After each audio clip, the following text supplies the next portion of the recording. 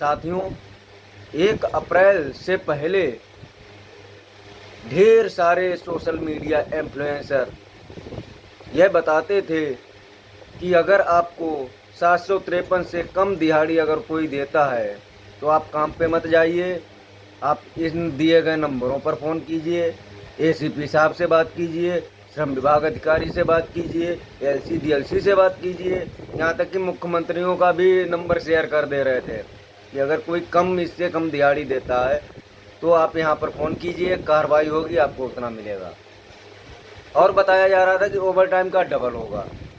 तो पहली बात तो यह कि जो डबल वाला कानून वो तो पहले से ही था, लेकिन जो सैलरी मिनिमम जो वेतन है 750 रुपये जो हेल्पर का, वो बताया जा रहा था कि इससे कम में किसी को सैलरी नहीं दी जाएगी, और अगर कोई कम देता है तो आप अगर शिकायत करते हैं तो उस पर कार्रवाई होगी।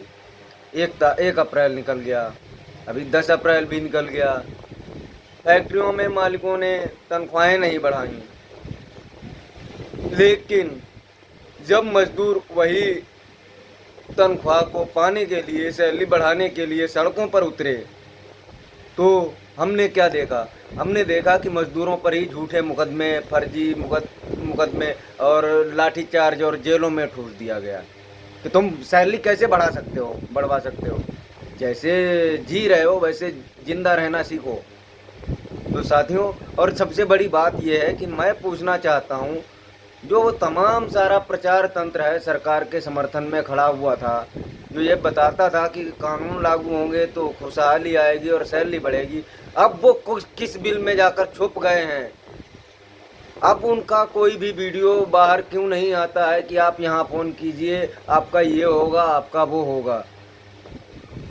किस लिए? वो सिर्फ और सिर्फ वो काले कानून जो सरकार ने बनाए हैं मजदूरों की बेड़ियों को मतलब मजबूत करने के लिए, उनको लागू हो जाए, इसलिए ये झूठा प्रचार तंत्र फैला रहे थे।